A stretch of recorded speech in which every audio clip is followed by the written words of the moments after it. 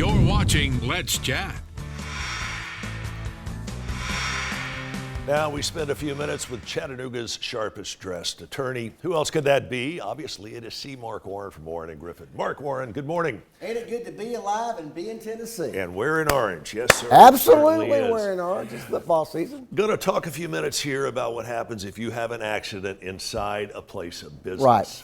Or maybe in someone else's home, but let's concentrate for discussion purposes on a business. And really, in someone else's home, that's not really a case. Okay, really, if someone calls me up and said they've been hurt in someone else's home, I mean that's not really a case. Right. I mean, really you want to focus on a business who's got a responsibility to maintain a safe premises for its customers. So let's say you trip, fall.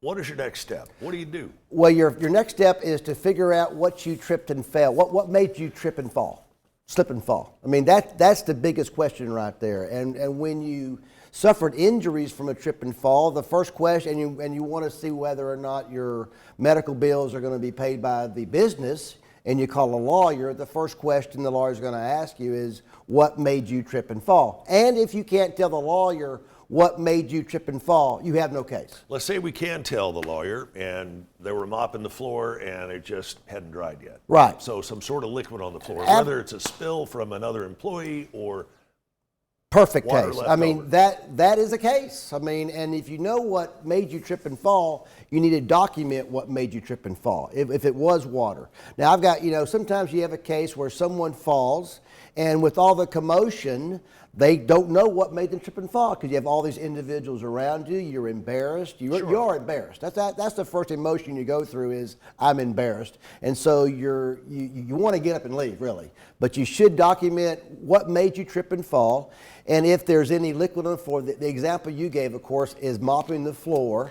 You should have a wet floor sign out there. You got to give warning to a dangerous condition. So obviously, if you're mopping the floor, you got to have a wet floor sign out there. What kind of documentation do you need before you leave the store under your own power? Incident report. It's very important you get an incident report made out by the store management. That documents when it happened. It will also list witnesses to what happened. It'll also describe the event and what could have caused the floor.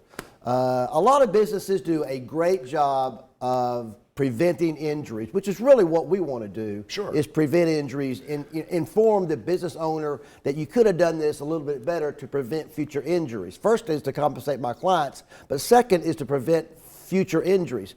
The best place, the safest, this might surprise you, but I've been doing this for 30 years, 32 years now.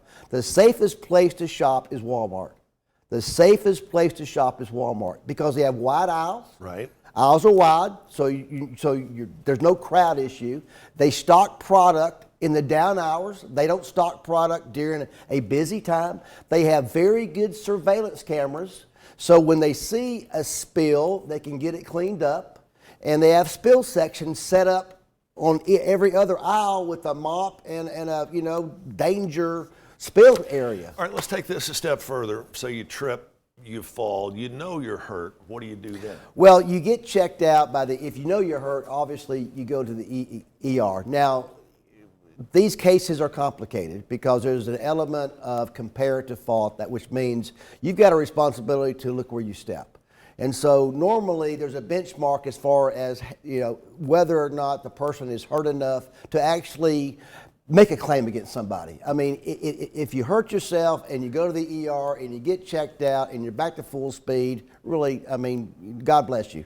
Right. You're not hurt, all right? You got checked out. That's not enough to pursue a claim against a business. But sometimes soft tissue injuries don't pop up until exactly, a few days later. Exactly. So you get hurt, you get checked out as soon as possible. And soft tissue injuries, if it's something that you need to go for physical therapy or go see a medical doctor to prescribe physical therapy, that would be a case. But if you're just going to the ER to get checked out, no broken bones, no pulled muscles, no injuries like that, I mean, just be careful next time. Statistically speaking, have you seen more of these cases where judgment, if there is any, comes in favor of the person who falls inside the business doors or outside?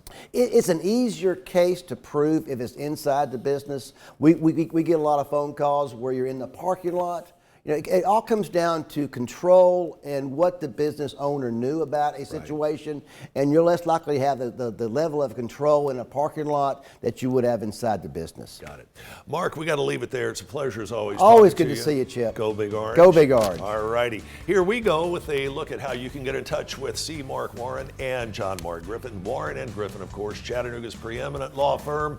They're only a click away. warrenandgriffin.com. warrenandgriffin.com. We'll be right back after this.